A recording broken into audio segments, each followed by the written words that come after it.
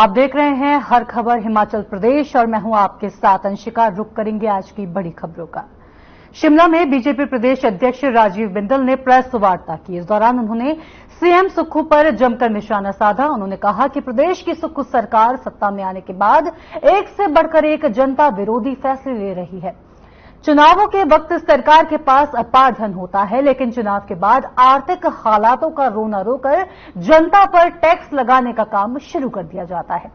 बिंदल ने कांग्रेस सरकार को आड़े हाथों लेते हुए जनता के हित में सरकार के फैसलों के विरुद्ध जमीनी स्तर पर उतरकर लड़ाई लड़ने की बात की है। राजीव बिंदल ने कहा कि कांग्रेस पार्टी चुनाव के समय खैरात बांटने की घोषणाएं करते हुए गारंटियां देती हैं और चुनाव खत्म होते ही आर्थिक स्थिति खराब होने का हवाला देकर जनता पर टैक्स का बोझ डाल देती है। इसके साथ ही तमाम मुद्दों को लेकर राजीव बिंदल ने कांग्रेस सरकार पर जमकर निशाना साधा।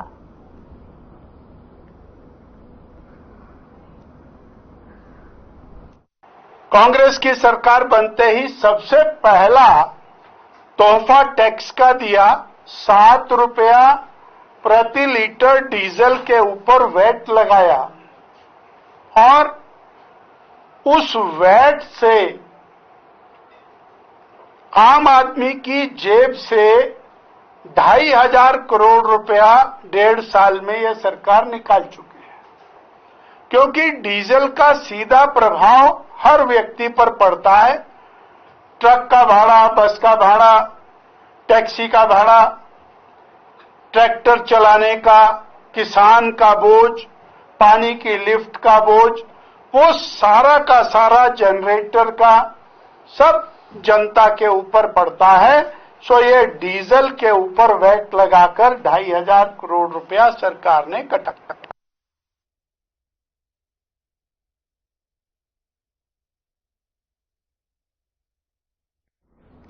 सोलन में जिला शिकायत निवारण समिति की बैठक स्वास्थ्य मंत्री डॉक्टर कर्नल धनीराम शालीन ने अध्यक्षता में आयोजित की गई। इस बैठक में कुल 108 मुद्दों पर चर्चा की गई। इसमें सड़क, बिजली, पानी सहित विकास के कई मुद्दे सदस्यों ने रखे। स्वास्थ्य मंत्री ने अधिकारियों को इन समस्याओं के तुरंत निपटारे के आदेश दिए। स्वास्थ्य मंत्री धनीराम शांडिल ने बताया कि जिला शिकायत निवारण समिति की बैठक में सदस्यों ने अपनी अपनी समस्याओं को रखा।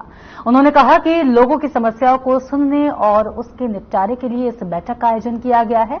उन्होंने आगे कहा कि विकास एक निरंतर प्रक्रिया है और विकास कार्य लगातार जारी रहेंगे।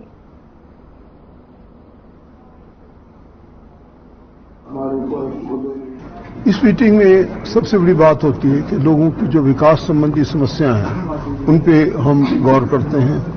किस प्रकार से फंड गया, किस प्रकार से फंड बटा, किस प्रकार से उसका निष्पादन हुआ और कोई इसमें समस्याएं होती हैं तो उसके बारे में भी लोग यहाँ बता सकते हैं। इसके अलावा हर एक डिपार्टमेंट से रिलेटेड, चाहे वो आयुर्वेदा है, चाहे वो हेल्थ है, चाहे वो एजुकेशन है, चाहे किसी और प्रकार की जो डिपार्टमेंट रिलेटेड सब समस्याएं यहाँ पे आती हैं।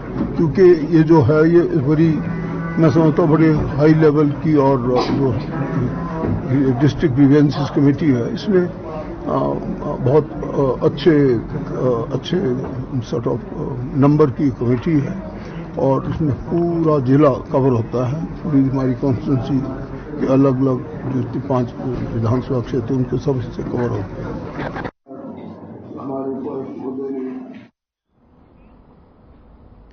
मंडियों में सेब दर के हिसाब से यानी आकार के हिसाब से बिक रहा है। बागवानों ने दर के हिसाब से सेब बेचने पर विरोध जताया है। शिमला में संयुक्त किसान मंच के बैनर तले विभिन्न बागवानी संगठनों के प्रतिनिधियों ने बागवानी मंत्री जगत सिंह नेगी से भेंट की और उन्हें इस मामले में हस्तक्षेप करने की मांग उठाई। इसके लिए उन्होंने 1 सप्ताह का समय दिया है।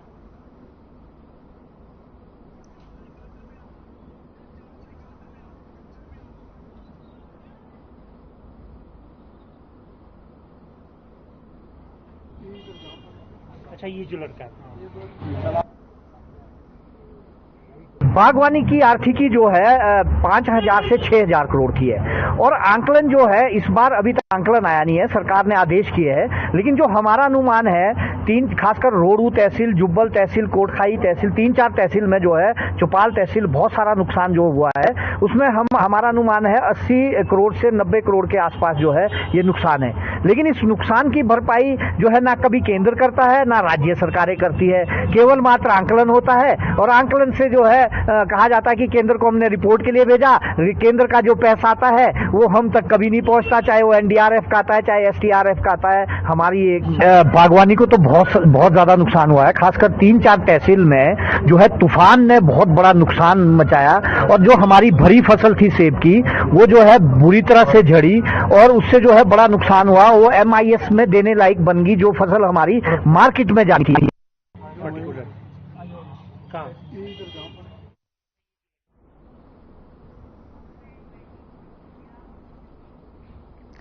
हिमाचल प्रदेश के बेरोजगार शारीरिक शिक्षक पिछले 7 सालों से नौकरी का इंतजार कर रहे हैं, लेकिन सरकार द्वारा खाली पदों को नहीं भरा जा रहा। वहीं बेरोजगार शारीरिक शिक्षकों ने सरकार के खिलाफ मोर्चा खोल दिया है और 11 दिनों से शिमला में अनशन पर बैठे हैं।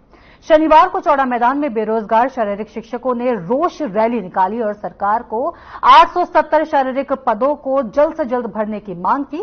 साथ ही चेतावनी भी दी कि अगर सरकार जल्द इन पदों को भरने की प्रक्रिया शुरू नहीं करती है तो प्रदेश के 22,000 बेरोजगार शिमला में उग्र प्रदर्शन शुरू करेंगे।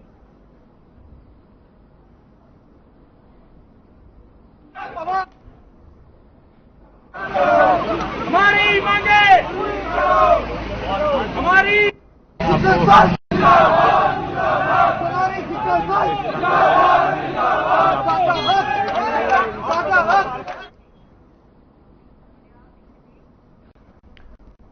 आईजीएमसी शिमला और Atal Institute of Medical Super Specialities Chamiyana में विभिन्न श्रेणी के 489 पदों को भरने की सरकार ने बीते दिन कैबिनेट में हरी झंडी दे दी।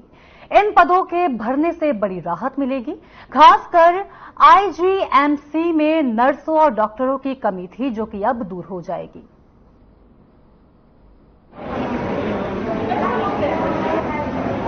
कैबिनेट मीटिंग हुई, उसमें हम मुख्यमंत्री ठाकुर सुखविंदर सिंह सुक्खू जी और HM साहब, CPS हेल्थ, हम सबका आभार प्रकट करते हैं और धन्यवाद कि आईजीएमसी का उन्होंने ये जो उनका एक विजन है कि इसको एक स्टैंड अलोन यूनिट और हिमाचल प्रदेश का प्रीमियर इंस्टीट्यूट बनाना है, उसके मद्देनजर उन्होंने हमें, जो कि हमारी काफी लंबे से डिमांड थी इस समय से, कि हमारे पास शॉर्टेज ऑफ स्टाफ है, तो मुख्यमंत्री जी को जब हमने अवगत कराया तो मुख्यमंत्री जी ने उसमें हमें एश्योरेंस दी थी और जो कि कल कैबिनेट में हुआ, हमें लगभग 500 पोस्टों के आसपास 489 पोस्ट टोटल हमें सैंक्शन हुई है, जिसमें कि जो मुख्यमंत्री जी का एक विजन था कि इमरजेंसी सर्विसेज को आपने स्ट्रेंथन करना है, वार्ड्स में आपको सिस्टर्स को एक नेशनल जो नॉर्म्स हैं उसके हिसाब से।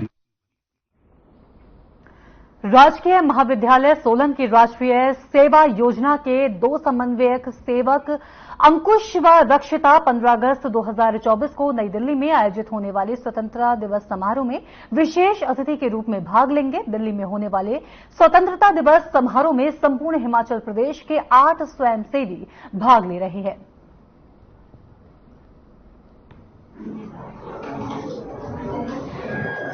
मुझे दिल्ली से इंडिपेंडेंस डे सेरेमनी देखने के लिए एज अ स्पेशल गेस्ट हमें बुलाया गया है और ये हमें रीजनल डायरेक्टर चंडीगढ़ के द्वारा हमें बुलाया गया है। इसमें हमारा चयन एनएसएस द्वारा हमारी की गई सेवाओं के ऊपर देखकर किया गया है और मैं बहुत ही सौभाग्यशाली हूँ जो मुझे इस मौके पर जाने का अवसर प्राप्त हुआ है। मुझे 15 अगस्त के लिए दिल्ली में स्पेशल गेस्ट के रूप में बुलाया गया है, इसलिए मैं इससे बहुत ज्यादा खुश हूँ और बहुत गर्व महसूस कर रहा हूँ। मैं एनएसएस की सेवा में हमेशा तत्पर रहूंगा और जो मुझसे होगा आगे जितना भी मैं कर सकूंगा समाज के लिए मैं आगे करूंगा। मुझे भी बड़े गर्व का विषय है, हर्ष का विषय है कि हमारे 2 छात्र BA फाइनल ईयर के अंकुश और रक्षिता, इनका सिलेक्शन जो है 15 अगस्त के लिए हुआ है दिल्ली के लिए और ये जो सिलेक्शन है वो रीजनल डायरेक्टर चंडीगढ़ की तरफ से हुआ है मैं इन दोनों को उनके उज्जवल भविष्य के लिए बहुत ढेर सारी शुभकामनाएं देता हूँ। साथ में जो हमारे प्रोग्राम कोऑर्डिनेटर हैं, प्रोग्राम ऑफिसर हैं एनएसएस के, डॉक्टर घनश्याम, डॉक्टर प्रियंका, इन्होंने जो मेहनत की है बच्चों के ऊपर, इनको भी बहुत बहुत बधाई।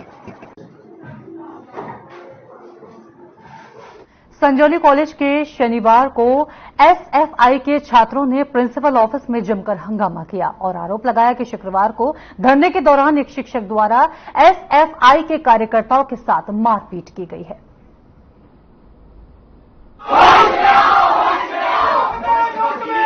जो आज ये मुद्दा जो आज इसके कॉलेज के अंदर जो है प्रोटेस्ट किया जा रहा है वो ये है कि पिछले कल जब एसएफआई जो है संजौली इस कैंपस के अंदर जो है अपना धरना प्रदर्शन दे रही थी, उसमें जो है कुछ छात्र मांगों को लेकर जो है धरना प्रदर्शन दिया जा रहा था। छात्र मांगे कुछ इस प्रकार थी कि हमने देखा कि पिछले साल जो हॉस्टल की फीस थी उसमें जो वृद्धि करके 5,000 बढ़ाकर उसे जो है 22,000 कर दिया गया है। जब एसएफआई ये सवाल उठाती है कि ये जो 5,000 की जो फीस की वृद्धि की गई है ये क्यों की गई है, तो जो प्रशासन है उसके द्वारा ये कहा जाता है कि बीते के जो 4 साल है उस बीच का जो पानी का बिल है वो जो है भरा नहीं गया है, इसलिए जो है इस फीस की बढ़ोतरी की गई है। तो ऐसे भाई ये सवाल उठाती है कि अगर 4 साल में बीते के 4 साल का जो पानी का बिल है वो क्यों नहीं भरा गया, क्योंकि उस समय भी जो। और फिलहाल इसी के साथ इस बुलेटिन में इतना ही। फिर होगी मुलाकात, तब तक के लिए नमस्कार।